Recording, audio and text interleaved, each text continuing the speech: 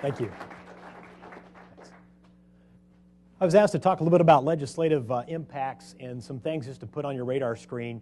I'm assuming everybody in here is going to be somewhat familiar with the two items I want to touch on, but I thought I'd just give you a few homework assignments, if you will, as we walk out of here tonight. And I see a lot of familiar faces around here, and a lot of us have spent time talking about these issues. I'm going to talk about the Food Safety Modernization Act that just passed back in December, and then also the Farm Bill. So let's start off with the Food Safety Modernization Act. How many of you heard about this big piece of legislation? Yeah, everybody, right? For lots of different reasons, I bet, too, especially given the diversity in this room and how this is going to impact all of us in some way or another.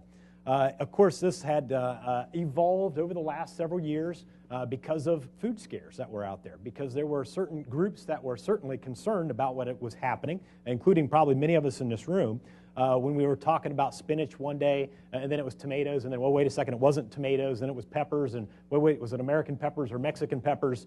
And then it was peanut butter, and then it was beef, and on and on and on. You know, in the United States, we've been a little bit more comfortable in this arena, where we haven't had those types of back-to-back food scares that at least created that much media, like some other countries. Europe, for example, has had these kind of situations. We had a lot of media brought to these, and this evolved ultimately into the Food Modernization Act. And of course, there was a lot of different groups listed down here on the bottom who were taking part in the discussion around this. And I think it was an interesting dynamic. It was a bit of a different political dynamic as far as what was happening in Washington and why this bill came about. It was bipartisan to some degree. In the Senate, it certainly was. In the Senate, in the House, it seemed to kind of go back and forth, whether or not it was partisan or not. There was concerns from some that it was going to cost too much money. It was new regulation. There were concerns from others that it was going to put small local farmers out of business, that it was going to put any farmers out of business, especially produce folks. So there was a lot of different concerns being brought to the table. But the bottom line is the bill changes the dynamic of how food safety is approached now in the United States to a large degree. We had been on the detection side, so it was monitoring and detection. Look for things in the food supply that were dangerous to us, and then respond back. Well, we're still going to do that, and they're going to ramp that up to a degree in this bill, but they're also moving from detect to the prevention side of things. So it's focusing now on food facilities and even back to the farm in certain areas. So that's, of course, the new focus. Now, on the imported side, we've all talked for years about, food coming into this country should be as safe as food that's grown here and produced here, sold here. This bill puts some teeth into that and creates new requirements for food that does come into this country. And then also something that was very interesting to growers was indemnification, given that pepper/tomato issue that rolled out over a several-week period, month period. And, of course, the horror stories you hear about some of the tomato growers who just had their markets wrecked. And then FDA said, whoops, sorry, it wasn't you guys, it was somebody else. Too bad. The indemnification or some kind of help back to those farmers if they're misidentified, if you will, in a crisis situation. So USDA is charged with doing a study in that area and maybe coming up, if we all continue to push, of having some kind of an indemnity program for farmers. Now, the law gives FDA a series of new powers, if you will. I'm not going to go through them in detail, but new authorities for recall, for detaining food, also contaminant-specific standards that they're allowed to set, new traceability system, and also new record-keeping requirements, as well as the ability to suspend operation of facilities if they're in violation of some of these different standards. So they do have a broad swath of new authorities at the FDA. So let's talk about the two major areas real quick, the food facilities and then also on farm. So on the food facility side, there was a great debate about this, and I know several folks here in the room were part of this debate in D.C. about what is a food facility? Where do you draw that line? Who is and who isn't a food facility? Especially when you're on the farm and you're doing value added or you're doing some kind of processing, and what constitutes processing.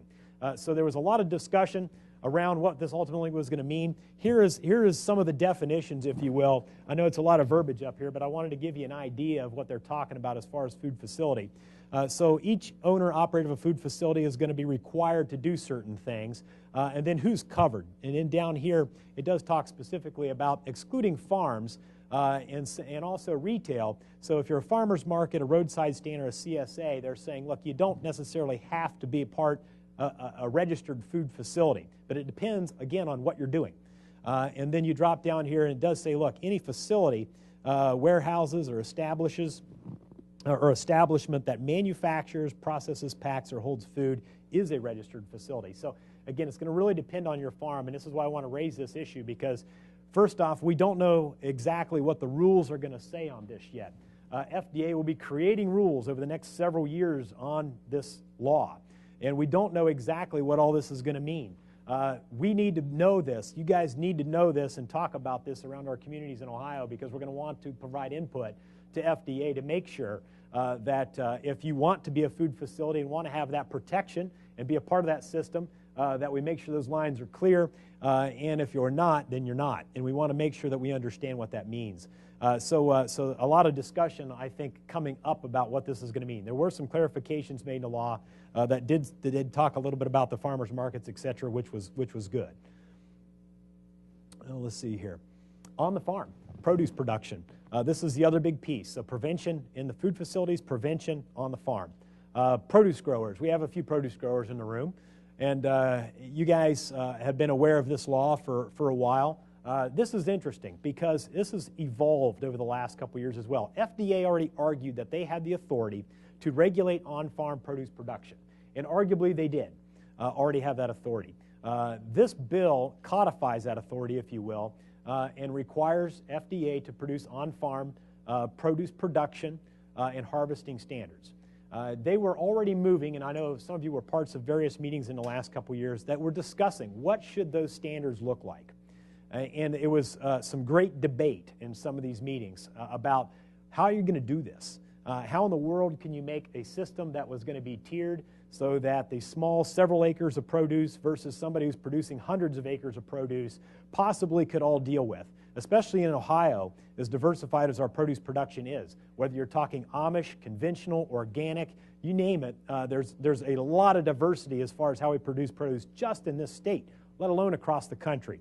So FDA went around the country. They held a series of listening sessions. One of those was here in Columbus, here at Ohio State actually, and had these listening sessions. And some of you who were there know that it was very tenuous. I think FDA started to realize this was a big item that they were trying to bite off and figure out how to address.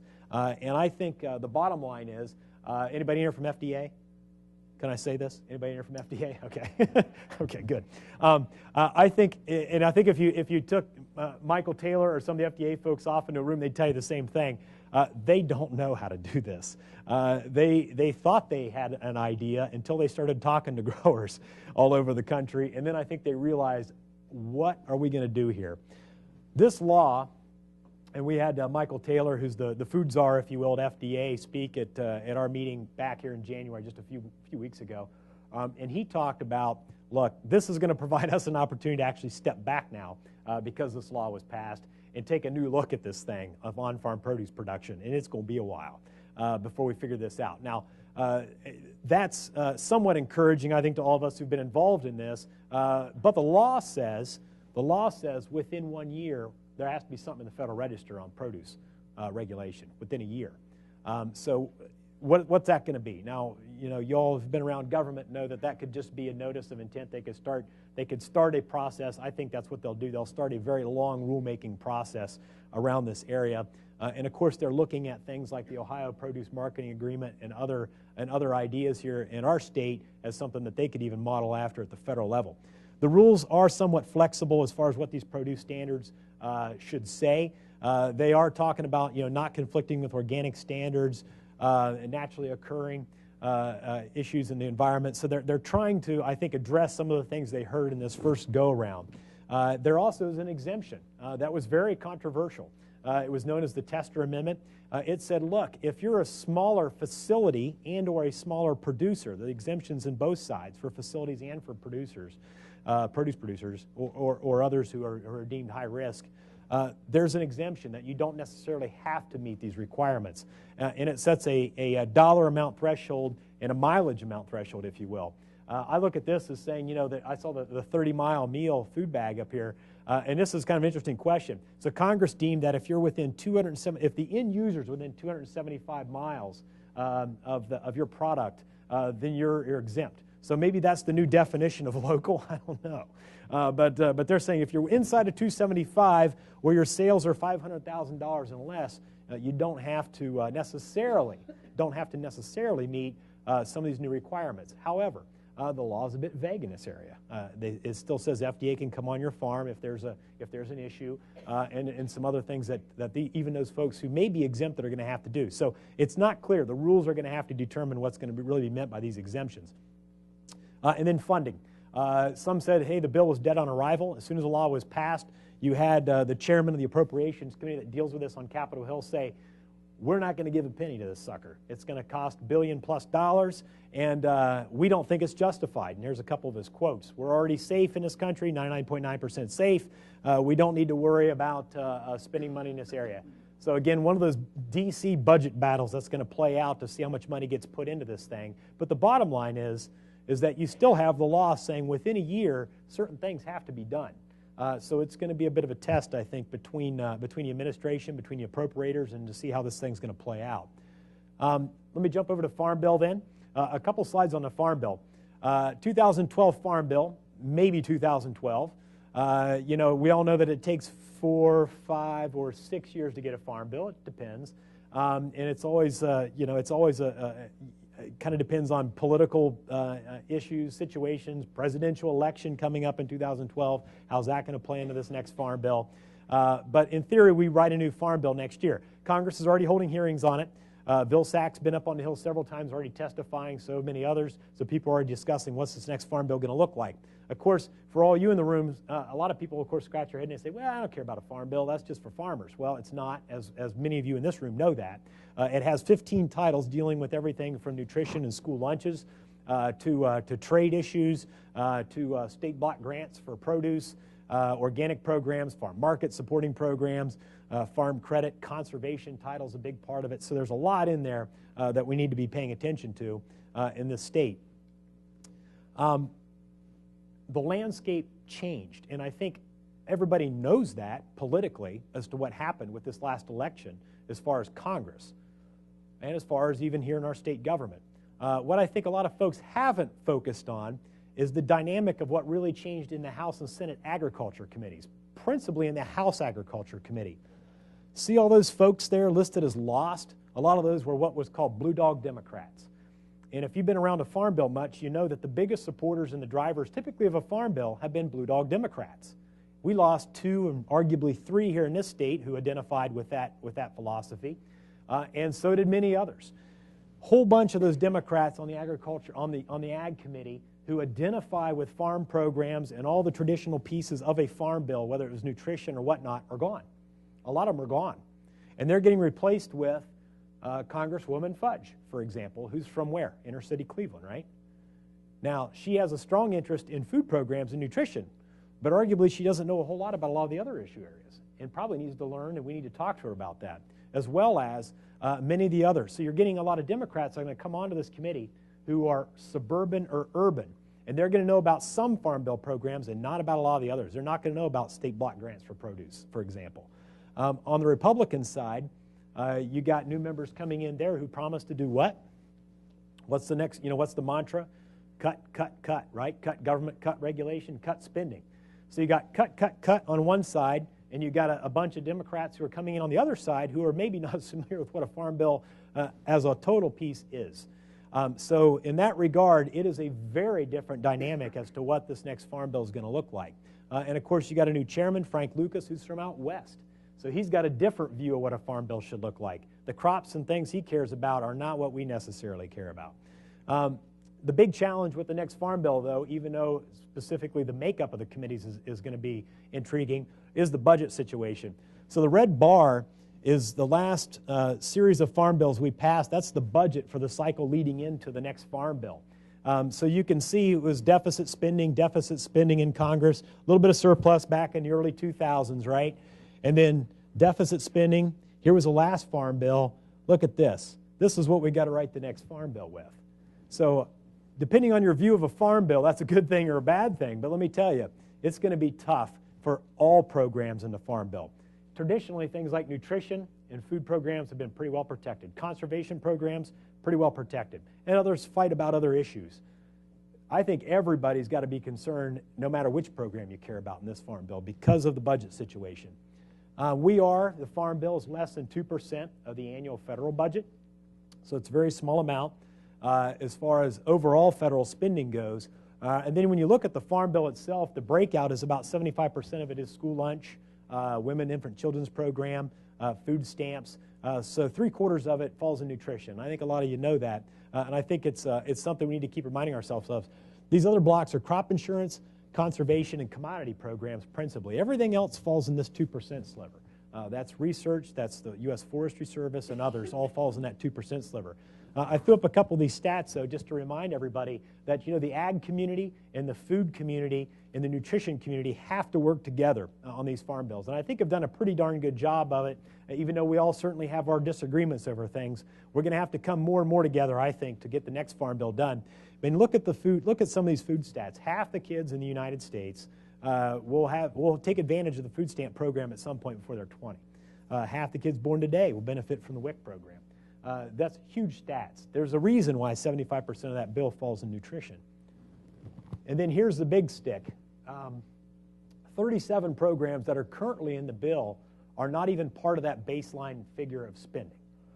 So you saw the budget picture, that deep red line, as far as where we are on the federal budget. And Congress is probably going to be saying every committee cut 5%, cut 10%, something along that lines. And then what you're going to have to do is say, well, gosh, which farm bill programs in that pie do we cut to save some money? And I said, I think everybody's on the table. The bottom line is 37 programs that are in that current bill that if you want to fund them at all, at even a penny, you're going to have to go find new money somewhere else and bring it in, or they're gone. And there's a list of them. So it's several of the big conservation programs. Wetlands Reserve, for example. It's the Farmers Market Promotion Program. It's the Value-Added Producers. It's Organic Certification Cost Share. All those are in that 37 program block. They're gone unless we find new money someplace for them, okay? So my final homework slide, prepare and engage, because we're going to have to talk about our collective interests and push, because, again, I think we are all at risk of losing programs that we care about in the Farm Bill. And we need to talk about both to the Hill, as I mentioned, because we have so many new people dealing with these issues on Capitol Hill. If any of you have been up to the Hill here since the new crowd have come in, it's a bit of an amateur hour up there. It really is. And I don't mean that disrespectfully to anybody, but there's a lot of people up there who are new to this situation. They're new to making policy, and they're even maybe more new to agriculture policy. Luckily, we have a few good ones here in Ohio who know a little bit, a thing or two about ag coming into Congress, but a lot of them don't. So we are going to have to talk to them about food processing, what Ohio's diversified ag structure looks like, our farm structure, our food structure looks like, what our food chain looks like, because they don't know. We're also going to have to talk to the public and the media and provide input, of course. Same thing on the food bill. When we're talking about the food safety bill, all these rules are going to be moving forward. That are going to be being worked on in Washington, D.C., and we're going to need to collectively continue to provide input, as some of us have already been doing, I know, around the group, between Farm Bureau, OPGMA, OEFFA. A lot of us have been working and trying to do joint comments and things on these things to show some solidarity around these programs that we all care about. I'm not going to get into these items, but there's a lot of other things. I hit two. I had talked about the food bill, and I talked about the farm bill, the food safety bill and the farm bill. But there's so many other things going on. We don't have time for them today, but National Leafy Greens Marketing Agreement still hanging out there, the Ohio Produce Marketing Agreement. There's a series of pesticide and biotech issues that are pending out there that are going to be something that anybody in food processing and production distribution are going to need to be aware of. A series of rules by US EPA that are going to impact growers of all shapes and sizes, and much, much more. With that, I'm going to stop. And there's some of our terrific future ag leaders in Washington showing their support for the area. So thank you very much. Thank you. Great job, Adam.